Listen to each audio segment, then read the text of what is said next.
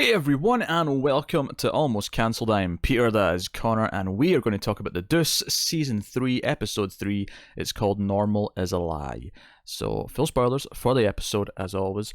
And, actually that's maybe the best episode of the three so far. I felt this one felt really focused to me.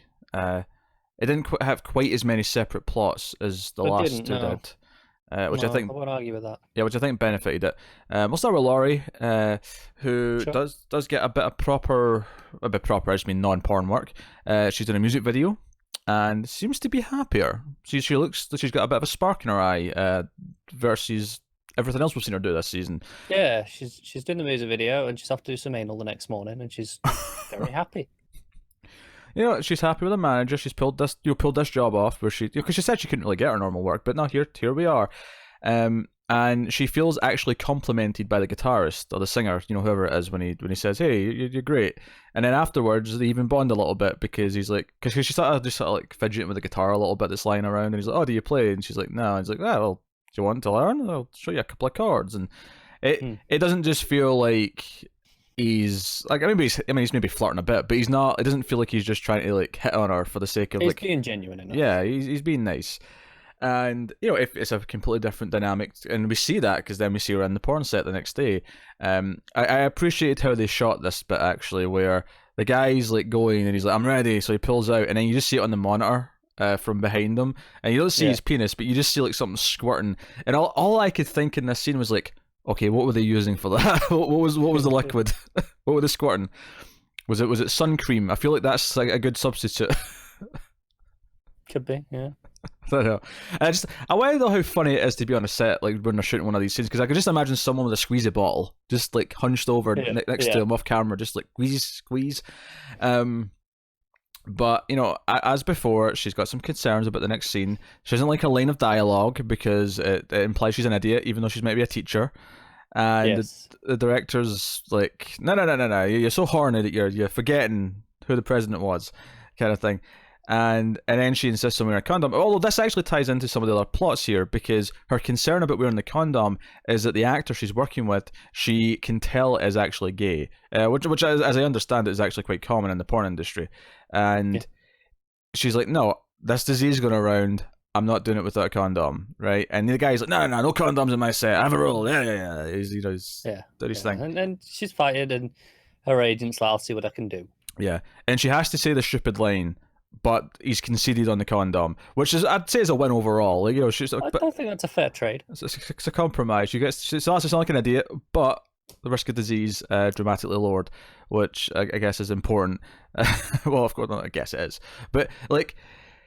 Yeah, so we see this, but we also see Laurie kind of start to get concerned for the other girls on the set. It's not just about herself anymore, and we see she's still taking cocaine, so she's still having her own demons and her own problems, and she claims she's got it under control. She's telling her agent she's got it, but she sees this. I bet she said that the last 4 times as well. Yeah, probably. But she sees this other girl who's got a bruise, and she's like, "Oh, what happened?" He's like, "Oh, we're doing a scene, and it got a little out of hand." And she isn't too upset about it, but Laurie seems concerned. Laurie's almost becoming kind of a veteran because she's been doing this a number of years, and some of the younger girls are maybe like, she sees them as being taken advantage of, and she's kind of starting to get a little protective, and she tries to talk her agent into like maybe like speaking up for her, and she's like, "No, I don't represent her. I don't get a cut of her money. Neither do you." The agent just kind of brings it all back around to money.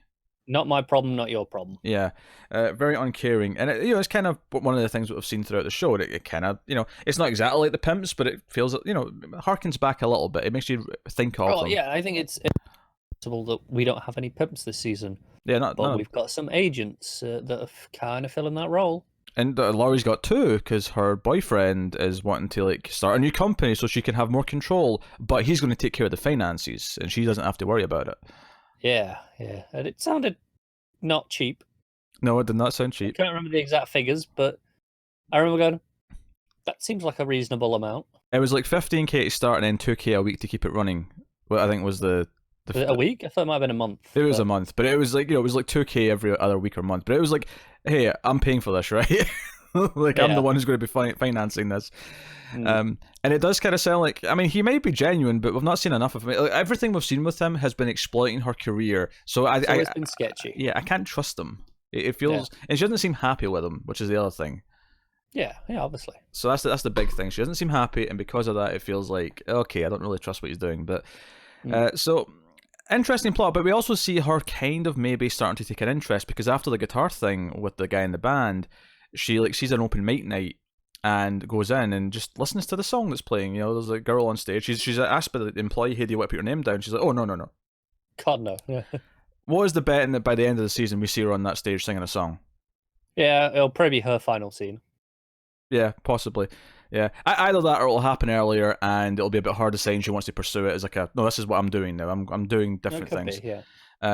But we're definitely getting a scene of her doing that later in the season after she's learned to play play guitar or whatever. Definitely. So no, I think it's nice that it's setting up some stuff for her, and I think her taking like an interest in what's happening to the other girls and being concerned about them is like, not that Laurie's been an unsympathetic character, but she's very much just been in her own little world the entire time. This is the first time it's really shown her to be really kind of caring about others, and it feels like she's growing as a person. Yeah, it's not that she's been unsympathetic, but it's that she's always chosen to do exactly this, and every time she's had an out, she's gone further in, and willingly, right, and not been coerced into it. She's always chosen from the last little while. It's almost like she's kind of, obviously it's not been the exact same path, but it's almost like she's kind of getting to where Irene was in season 1. Like she's kind of reaching that stage. Yeah. Yeah, and obviously because they've shot the seasons back to back, you know, year to year, obviously the age, like, she should theoretically be about Irene's age in season 1 at this point. Obviously she isn't, because the seasons have been shot year on year as opposed to every actual 5 years. Though it's almost a decade later. Yeah, so Irene should look a bit older, and you know, Laurie should look a bit older as well. But I mean, we're just gonna go with it. It's fine. But we'll let it slide for the sake of the story. Yes, I mean, it would be interesting though if they actually took 5 years between seasons and came back. And like, I think that would have been really interesting to see, because I think there is a little bit that is lost in this, where, you know, her agent keeps telling us, "Hey, look, you're coming towards the end of this career. This isn't going to last forever." Yeah. And the dialogue makes sense because of the time difference, but you don't see it on her face. I don't know. Looking at it, I don't believe that. Yeah. And that is a little bit of a problem, I suppose. But yeah, what are you gonna do, right? Yeah, I mean, would you want to put her in some minor old age makeup? I don't think you want to do that. I would just look stupid. It's probably more effort than it's worth. Yeah, but you know, I was thinking about not just with her, but I was thinking with Vincent as well. You know, it's been 10 years, give or take, since season 1. And him and Abby both look around the same age, because they are around the same age. It doesn't feel like, you know, like it felt like he was in his like early to mid 30s and he should be in his mid 40s by now. And I think Frank was about 40 or something like that. I think he's about that age, but I don't know. About right. It just feels like there's not really been much of a change. I mean, obviously Bobby looks different because they've given him a toupee. To be fair, Vincent changed his hair every season. True. Not as drastically, don't be wrong, but yeah. They've changed it. Yeah, don't get me wrong. Like 10 years, like when you're going from like, you know, 30 to 40, yeah, okay, I buy that 10 years isn't that much of a difference at that age as compared to like, you know, 15 to 25, right?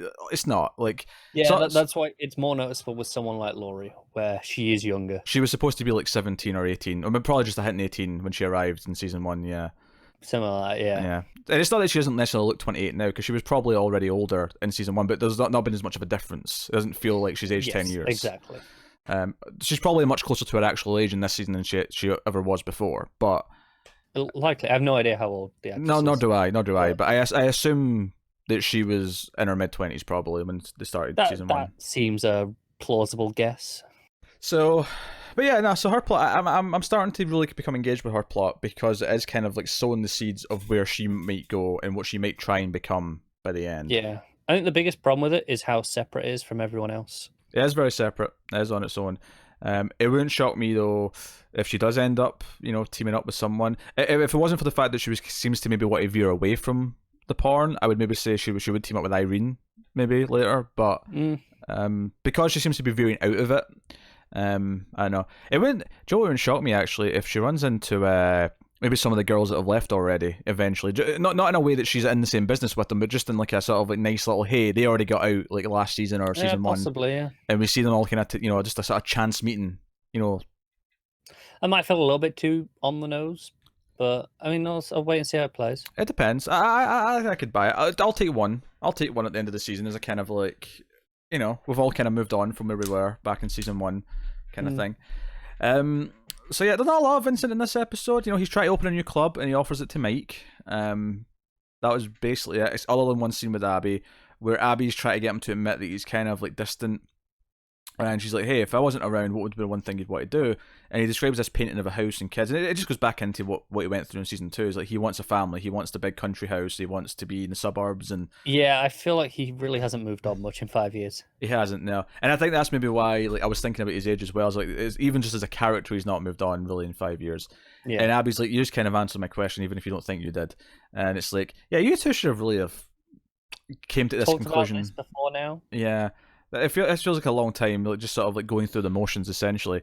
And Abby, of course, has a bit more plot in this episode because Abby, she goes to this art gallery thing to drop off a donation for a charity, and someone that she knew when she was like a teenager is there. You know, because they talk about like to go to school together. Yeah, like camp councils or something like that. They said. And she's like catching up, and it's like, okay, I'm a lawyer now, but yada yada. I've got kids. What are you doing? Oh, I manage a bar. And she introduces her to this artist, this woman. And it's funny because in the scene I was like, that felt a bit flirtatious to me. It felt like there was some chemistry there. So I want to actually compliment the performance, because even though the dialogue itself didn't necessarily, point the finger at that, I felt it in the scene. I felt that this was going down that path. And sure enough, the next time we see them and they're looking at this like piece of art that she's done on the wall outside, she's like a street artist. She wants her art to be out there and be seen. She's the Banksy of Midtown of the 80s New York. Without the anonymity of Banksy. But she goes in for a kiss and she's like 50-50, I thought you might pull away. And Abby just kind of smiles, and it does kind of seem like the first time that Abby's maybe done this with a woman. Like it feels like this might be the first time that this has happened where she's felt this attraction. Maybe, I'm not sure. It didn't feel like a surprise to me. No, it wasn't a surprise. It was the sort of thing where it's just not happened yet, kind of thing. Possibly, yeah. If it kind of felt like this was the first time she's done it, but like, and it feels natural for her. It feels natural. She's always been very progressive in the show. She's always been very kind of, more about people rather than gender. I mean, obviously, a lot of her things been about equality and that kind of thing. But I mean, in terms of like who she's interested in, it's always been about who the people are. Sure. And to an extent, it almost feels like Vincent's been kind of a boy toy. That's kind of what it was to begin with, and he's kind of stuck around. But ultimately, she's become much more interested in other people. Yeah, definitely. I mean, we see her dancing at the club because they end up meeting up with Paul and his actor boyfriend, and I want to say it's called Todd. Maybe Todd, yeah. And they're all dancing together. And she seems genuinely happy in a way that she doesn't have that spark when she's with Vincent. Again, the performance really nailing this idea of the attraction and the happiness that she's having on this. And a great moment here, because I think it's natural to just transition to Paul and his boyfriend, because he's getting sicker. He has to give up his extra like soap opera role that he took last episode. And he's admitted that he's dying. It's like, hey, we can't disguise the fact that I'm on my way out. Like, I have limited time left. And, he quits his job at the soap, and he's like, let's go dancing and whatever. And he's like, you sure you're up to it? And he's like, yeah. And he is genuinely trying to like be up for it and be happy. But there's this great moment in this scene where after the first couple of dances, he's like, I love this song. Let's go and dance again. And he's like, I'll sit this one out. Because he's maybe feeling a bit weaker. He can't do it. And there's a great shot of him watching the three of them, the two girls, Abby and the new person, and Paul. And at first, they're sort of near the edge of the dance floor, and he's watching them. He's happy to see them be happy, and then they just sort of slowly drift into the middle, into the sea of the people, and eventually you can't see them anymore, just like he can't see them anymore. It's a really nice shot. It really makes his point. Yeah. He feels like he's drifting apart from them, and he's not a part of their world anymore. It's a really sad moment. It is, yeah. I think credit for the character, because it's not like it's a character that we care about a lot the same way that we do the others, because he's not a main character. He's he's Paul's boyfriend. He's always been like we know him through Paul, and that's about it. We don't really know him. But this moment played really well in spite of that fact, because I really felt, I was like, it hit me a little bit. I was like, this feels sad. Yes, yeah, sorry. Just choking on air for no reason. No, it was... You'll never make it in the porn industry. No. But no, it was really well shot. And there was there's a whole bit like where when Abby comes in, she's like, "Oh, I've never been in anywhere like this." It's true that the whole thing does feel different to anything else we've had in the show. Yeah. I mean, even that implies. I mean, I don't know if this was meant to be an actual gay club, but like that would maybe even go again to this is new for her. Like, even though it's something that she's kind of had in her head that maybe she is, part of this world, yeah. but like this is the first time she's actually kind of took the leap. Yeah. You know, so yeah, there was a lot of sweet moments in here, and then that one really bittersweet moment. Big credit for making me care about a character who I've not really felt much about up until this point. So no, it's more been how does it affect Paul, and that's about it. Yeah, but that's made me feel for him, you know, out of the context of Paul, I think, a little bit. Yes. Yeah, So, I agree with that. So that was nice. Frankie doesn't have a lot of scenes. He has one scene where we see him sell coke to Gangster Dude. Gangster Dude comes and complains to Tommy about it. Tommy tells him to stop cutting it down too much. And Frankie, being typical Frankie, kind of like flat out denies it, but kind of like eventually agrees to take care of it. All right, it won't be as bad next time. Admitting that he was maybe doing it too much. But the big scene I think with him, and this is a kind of nice follow on, there's one Rudy scene where Rudy comes out of the club and Frankie's in the back, and he comes up to speak to him. And Frankie immediately has a bit of an attitude, and Rudy does not appreciate it, which really sets him off in the wrong foot. Like, you know, Frankie could have like started off being apologetic. He's like, "Hey, I want to talk about last time." You know, if he'd had taken the right opening line, it could have been fixed. He's not apologetic. He's trying to be authoritative. He's telling Rudy to sit, get a drink. You know, like he's in charge. Yeah, and he then, because he's counting his money, which he might have won from the poker game because we saw him being kind of lucky. This might have been from the last drug deal. It might have been for the videos. I feel like most of this was from the drugs, given how much Rudy was against it. Yeah, but he's just like, it's almost like he's offering this $5,000 for like, hey, all those times I stole from you over the years, here, I owe you this. And Rudy says no. He says no like a few times until he eventually throws it in his face and says, "Ask, you know, make me say no one more time." No again. Yeah. And he walks out, and Vincent kind of sees the tail end of this and is like sort of growing concerned, as you would expect. It's like, oh god damn it, what now? And again, this is just like Frankie's end might not be too pleasant. Classic Frankie, this. He's playing with fire. It's classic Frankie, but it's classic Frankie with a bit more confidence, which is unsettling. It is, yeah. It is. And again, Rudy, he doesn't seem unreasonable in this scene. No. You know, I think traditionally we go, well, he's the gangster boss. He should be terrible. Yeah, he oddly comes across as like, I understand why he's angry. I don't blame him. He seems fairly level-headed in this, which is just a drastic change. You remember season 1 when Vincent was getting involved with him, and we were like, "Oh, this seems shady as shit." Yeah, we kept thinking he might turn bad, but he kept being very reasonable. Even though he's a criminal, it felt like no, he's a very reasonable, you know, guy. He thinks he's probably not reasonable to people who cause him trouble. Yeah, yeah, but to those he's in business with, he is very fair. Yeah. He's very, very calm and collected about most things. So again, it was just one scene. It was a really well acted scene though, and again, the fire in his eyes as he was staring down Frankie was like, yeah, okay. Yeah, it was much more cold rage this time. Yeah. So yeah, again, another great little bit of progression. But I mean, I think it's notable that there's like, I'd say that like in any given episode of the Deuce, there's like 3 main plots that have proper like narrative time. And then there's a bunch of other like scenes that are just kind of adding to plots that maybe will get time next episode or last episode kind of thing, you know. And that was another one of the quick ones. So let's go over to Alston and Goldman and that side of things.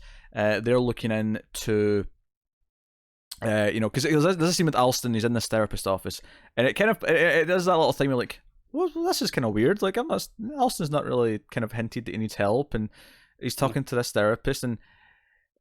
There is a moment where it clicks, like why he's here and who this guy is, and it is literally when he clicks the pen and closes his pad. I think where I'm like, oh, I get it, I get it. This is the dude that owns that building, and you're here to scare the shit out of him. Yeah. Okay, because he's describing the details of this problem that he's got. They need to get this guy to fess up to what he's doing and sell the property or play ball or whatever. And he doesn't. They put something in the paper, and Goldman tells the other guys look, give us a few days to recalibrate. And Alston's tasked with trying to use the bigger stick, as it were, because he's tried the carrot, they've tried the stick, but they wouldn't need the bigger stick. So he gets to the cop, the female cop they had a date with. It was coffee. It wasn't necessarily a full-on date, but yeah. And the guy who someone pointed out was from The Wire. I never recognized him because in The Wire he never had a beard.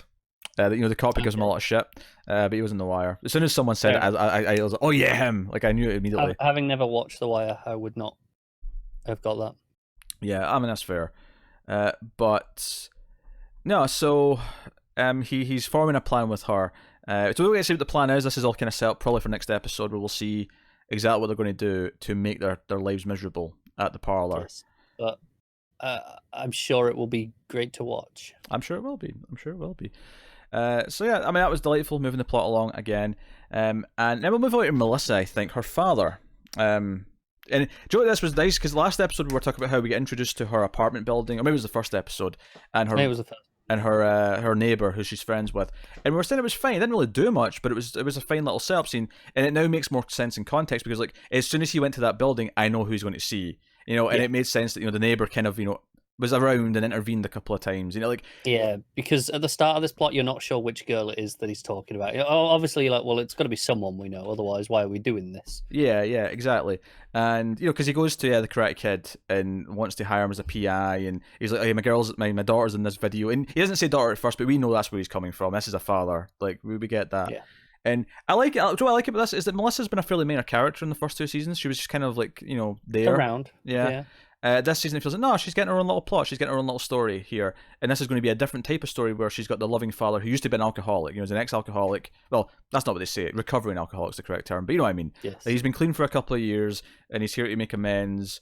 It sounds like his relationship with his wife deteriorated after Melissa ran away, but he's got a son as well, and Melissa finds out she's an auntie. She's got 2 nieces, sorry. And it was him talking through the door and her listening on the other side, and we get several scenes that he comes back multiple times and she never opens the door, even admits that she's there. He just talks through the door. And I was quickly IMDb in another movie. David Morse is the guy who plays this character, and because I recognized him immediately. I recognize him from stuff. He's in a bunch of stuff. He was in The Green Mile. He was in 16 Blocks. He was in Contact. He's in The Hurt Locker. He's popped up in tons. He's one of those actors. He's one of those guys who just pops up all over the place. He was apparently in that miniseries from Showtime, Escape from Danarama, which we didn't get to see because no one talked about it until it was already halfway through the season. Yeah, that was really annoying. Yeah. But no, like immediately I was like, oh, I know this guy. I was just looking up his name because I wanted to give him a proper shout out. But he's a likable enough dude, and yeah, it's kind of this touching thing. And what I liked about it is the neighbor is kind of like, at first, like he checks the lobby for her to make sure that he's not still around so they can go get food because she's been hiding in her apartment all day. And then later, he's sort of paying attention while the dad's there, listening to the conversation. And eventually, when she does open the door, she only opens it a crack just so that you can see her, because that's just on the chain. Yeah, what he keeps asking for. And she eventually says, what do you want from me? And kind of implies that he should go. And he's leaving, and the neighbor comes out and asks her to open the door. And he's just like to there, it's like, just give me a second. Yeah. And sort of makes her open the door and sort of then leaves. And he wants them to, he's like, no, you should talk to your father. Like, he's not kicking him out. He's not, like, because I think the expectation all episode is he's going to be on her side and, like, get rid of him for her or something like that. But he steps in and says, no, you should talk to him. Like, do this. Yeah, and he barely even says, he just says, open the door. Yeah. And that's it. And we don't get to see after this. This is the last scene we get of those 2 characters. But again, I want to compliment the performances from both actors here, and taking a character who's been fairly minor, a character we've never met before, and giving me a couple of really great scenes. These scenes talking through the door were pretty solid. Yeah, the opposite side of door scenes always tend to be effective. They tend to be quite good. Obviously, Mr. Robot had a great one in season 3. One of my favorite. Man. That's one of the best ever. One of my favorite movies of all time, Paris, Texas. It's not a door exactly, but it's effectively the same thing. Like a wall or a window. Yeah, it's basically a wall where they can hear each other. It was like a 20-minute conversation near the end of the movie, and it is like one of the best scenes ever. It's phenomenal, and like so they always work for me when they're done well. And this was another example of it. I think. Because we learn so much about her. We learn that her real name is Margaret. We learn that she has this brother. She has nieces. It gives us a lot of stuff between them, and this idea that because obviously one of the things you might expect from him is that he's going to be really upset about what she's doing, and as soon as because she asked like, how did you find me, and she says, oh, like someone I work with saw you in one of the videos, which had to be a relatively mortifying conversation to like experience. I have to, as a father, I have to imagine. But the guy had the balls to do it because he's like, he should probably know. He should probably hear this. And well, was it because we don't know? Was it a hey, he should probably know because he might want to know where his daughter is, or was it hey, I saw your daughter? Was he being a prick? I don't think he was being a prick just from the way he delivered the line. It sounded like he was appreciative of the guy like coming forward and saying this. See, I wasn't sure because he said, "Oh, I didn't care about the porn." Like it might have been used, like the guy was using it against him, sort of thing. No, I don't think that was to do with the guy. I think that was more about letting her know that he wasn't here to like yell at her or hold a grudge or any other. No, I agree with that in terms. It was just the way it followed on from that previous point that made me question it.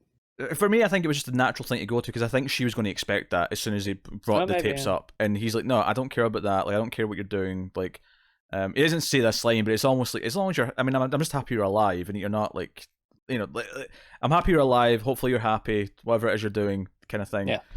But it's a really solid scene, and again, it made me care. And again, much like Paul's boyfriend, it was very much like a minor character from previously and a new character, and I was into it. So. Yeah.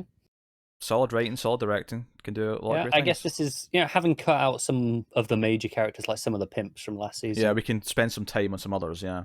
Yeah, pretty much. Because, like I say, these characters, have been around for most of the show, if not all of it.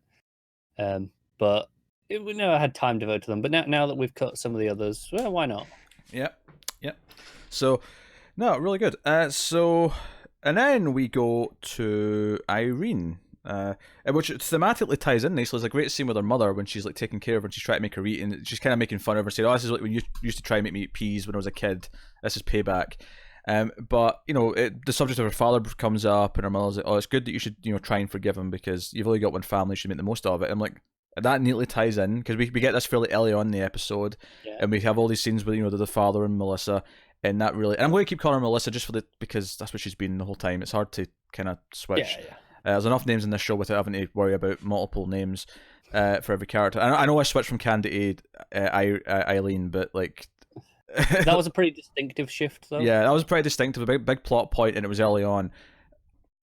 For one name's enough for the rest of them. But she, so we have this scene. Her son did call and ask for money.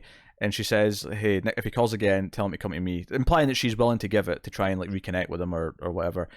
But obviously her main plot here is she's out with Corey Stoll again, and he finds out she's got a son and all this other stuff. She kind of introduces him to her world by going down Midtown, a place he clearly doesn't frequent too much. He looks very uncomfortable. He does. To be fair, Corey Stoll often looks uncomfortable. But he makes an effort, and then we see them kiss properly, I think, for the first time, and it leads to them having sex somewhere. It looked kind of like a hotel room, but it may not have been. It did look more like one of the motels in the area, didn't it? Rather than one of their apartments. But and she kind of joked at the end of it, where she's like next, which, but ex-prostitute humor essentially. But but it's kind of a sweet moment because it's like he laughs along with it. Like he fully knows who she is. Like, it's been the first time someone's truly accepted who she is, and not giving a shit. And at least the scene that I think it's really building up to is where he's like, "Hey, you're struggling for money for this next movie. Like, I can afford it. Like, how much does it cost?" And this is the thing. He is being completely genuine. He wants to just fund their movie for the sake of like doing something nice, right? But she can't help but see it as him having A, control, but B, also effectively paying her for their relationship, which is something she doesn't under any circumstance want given her past. And she doesn't get angry at him. She doesn't get angry. She's a little bit emotional, but she doesn't get angry. She just says, if I ask you to promise to never offer me money ever again, will you do it? And he's like, I mean, if that's what you want, sure, I'll promise. Like, he's receptive to what she asks, but it is very much a personal thing. He thinks he's just doing a nice thing, but it means something to her. He's like, "Oh, how much?" And she tells him, he's like, "Look, I've risked far more on stupider things." Yeah. And I believe him. He comes across like one of those dudes. Yeah. It's like it doesn't feel malicious. It doesn't feel like he's trying to control her, but it's almost like we've seen in like season 2, especially with Shay, this idea that this new relationship might just kind of become a substitute for a pimp. And Eileen's big thing since the start of the show has been she's never had a pimp. She does not want to have that. About independence. Yeah. So she's like, no, whatever you do, you cannot do that for me. Like we can share a lot of things, but we can't do that. They have an interesting conversation about where during this she says, "What am I to you?" Or what are you to me? I can't remember whichever way around she phrases it. And can't help but feel that maybe Vincent and Abby could have had this conversation at some point in the last decade. Yeah, um, yeah. No, it's good to see because it's kind of like for the first time maybe in the not the show, but in this context, it's like Eileen becoming very vulnerable and just kind of honestly asking the question she needs to ask. And it feels very genuine, and you can't help but feel happy for her, giving everything that she's kind of been, even though she's obviously had some success in a lot of places. This feels different. This feels like a very genuine relationship that hopefully doesn't go bad. But given that we're in the end game, I don't think it will. I feel like we're kind of gearing up. The season as a whole is kind of setting up where everyone's going to be leaving. Yeah, it's just they're not all getting happy endings. No, but it's just, will it be the people who deserve it that get them? Because obviously we would say Eileen does deserve one. Oh yeah, and should get one. Frankie probably doesn't, but you never know. Yeah, I don't think he. Yeah, he doesn't. He definitely doesn't. And who does he drag down with him? Does poor Vincent get whacked because they think it's Frankie? I mean, see, the very first that would be I was gonna say the very first scene. Very first episode of this show introduced him that way, because someone tried to grab Vincent, kind of thinking he was Frankie. That was how we get introduced more or less to Vincent. I think it was the opening scene of the show.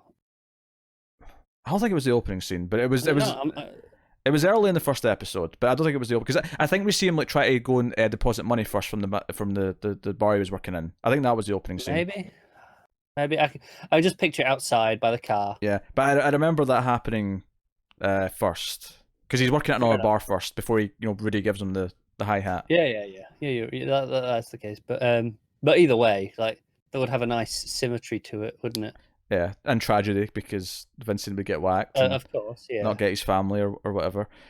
And Frankie would actually face real consequences for getting his brother killed. Yeah. So so we'll see how that unfolds. But no, I mean, again, all these plots were really firing on many cylinders this episode. I think there was just I think it'd been a little bit more, even though there was a lot of little scenes here or there for the other plots. Didn't feel like quite as many as the last. It felt focused on like 3 of the main plots, and then the rest just had a little bit of advance. Obviously, we'll still need to talk about Bobby's son and all that side of things. Yeah. Where we see, it's unless I'm misremembering, not having caught a line of dialogue, there was not really any follow up on what happened at the end of last episode with Shay. And also there was it just kind of seems brushed over, which seems weird given how it felt like a big deal at the end. I think she's just missing. I think there's nothing she can do. She's well, maybe, but it feels weird that she's not saying anything to anyone. She's not looking. I don't know. It just felt weird to have just kind of brushed it under the table. I know, I disagree. I think it's like, no, Shay's done this before and she doesn't want to be found. Like, it's like maybe they've tried before. She knows it's pointless. It feels like that's what the impression I get is by not talking about it. It's like, no, this is just expected and it's just sad because it keeps happening. It's like having a family member who's always going back out of rehab. Like, that's always. No, I get that, but like, and if that's the case, I can understand that. But it feels with her not just saying that to someone, telling someone what had happened. That doesn't feel like she's chasing it either way. Just going, hey, just telling someone. Again, I don't think you would. I think the final scene, episode 2, tells you all you need to see. No, I look at his line of dialogue, but yeah. So Bobby's son, we see that he's working on Wall Street, and Bobby thinks he's been taken advantage of just because he has access to certain to the parlor and the girls and stuff, and he's not really one of them. He kind of feels like he's been spoken down to by these yuppies, and is that true or isn't it? I don't know. Bobby does come off a bit abrasive, like he feels like he's jumping the gun a little bit. The guy seems polite enough to him. Yeah, he's nice to meet you. Handshakes. I'm not saying he's genuine, but he seems polite. It feels like an example of Bobby, much like maybe guys like Frankie and Tommy, are unwilling to move forward with the times. And you have guys like Vincent who kind of wants to move on to a new part of his life, but is struggling to actually make the leap. But then you have characters where Laurie's just kind of starting to like get the feeling for it. Eileen's been kind of doing that for a while. She's well into it. Yeah. But he's unwilling to accept that things are changing and should change, and he just sees it as like a threat, or he sees it as this world that his son's going to be embarrassed in. And he comes across very rude because of it. So, at the end of the guy goes, "Oh, nice to meet you," and he just goes, "Yeah," and that's it. I think he says "okay" or something like that. Okay, yeah, whatever. Yeah. Something like that. It was like just a one-word acknowledgement, but not a "nice to meet you too" or anything like that. Yeah, so we see in our party, girls go out, it's doing well, and they might need more cars, and Bobby's just complaining about gas money. This is what it boils down to. But we see that this yuppie's brought more guys to this. It was maybe 5 guys at this little private party. It ended up being 10, and like instead of getting like extra from each guy, there was an agreed total amount. So it's like, hey, the girls are actually making less per guy now because of the way this worked out. But Bobby's son's like, no, that's just more for you and me and the parlor. Yeah, like the other guys chipped in. They've given me like an extra $1,000 or whatever it was. Yeah. But we'll split that 3 ways. Yeah, and the girls get what they were supposed to be getting in the first place, and it almost feels like a big business franchise thing screwing the little guy, like the actual workers on the floor, as it were, are getting screwed with these big bundle deals or or whatever. Is devaluing the. This feels sleazy to say it this way, but the product, if you will, like it's devaluing and just the upper management taking all the profits. Yeah. So you can see the shady business side of it kind of creeping in, and so hopefully we'll see this backfire on them. We'll see the girls get kind of some justice. Yeah. Probably not, but probably not. Well, I mean, one can hope. You never know. Yeah, I mean, if the parlors get shut down because of everything that's going on with Alston and all that, then maybe this is their future. Yeah, maybe, but we'll see. We'll see. So no, again, and to credit to Black Frankie, he actually, he's like, what about the girls? Like he is kind of concerned about that. He's like they deserve to be paid for this, and he takes the money, but he has that look in his face. He's definitely there's resistance, but he does take them and he goes along with it. Yeah. How long for? Who knows? Yeah, and maybe it's something he'll stick up for next time in advance, because now this time he'll be expecting it. So he's like, no, like we charge the right amount for the right amount of people, and they get charged per head. If they come in extra, they pay. Yeah. So, there you go. That is all the plot lines, I think. Again, a lot of plot lines in this show. Sometimes I'm worried of. Yeah, I don't think that's all of them, but I can never be sure. Can never be totally sure. But no, solid episode. I think it was the tightest of the 3 so far for me. I'd agree with that. So there you go. We'll be back next week. Obviously, apologies for the last episode being late again, but this one's back on our usual schedule for the week. So thank you once again for watching or listening. You can, of course, let us know what you thought of the episode in the comments. You can like and subscribe. You can support us over at patreon.com/MailFuzzTV if you want to support everything we do and keep all the content coming. And you can, of course, rate the audio podcast on Apple Podcasts, wherever else. Give us a nice 5-star rating. It helps more people find us, all that kind of thing. And it helps out a lot. So check out other shows we're doing. Obviously, some stuff's coming soon. We get some pilots this coming week from the networks. Plus, it's not long till Mr. Robot Season 4 hits. And, of course, we have various Netflix shows starting over on the Netflix audio feed. Obviously, if you're on YouTube, they're all in the one place. So pretty much every week for those Netflix shows right now. Yeah. Next one is The Politician from Ryan Murphy. So maybe you'd be interested in hearing our thoughts on that come late Friday, early Saturday. So, but that is us. So thank you once again for watching or listening. We always appreciate it. Keep watching TV, guys. Have you got any vanilla?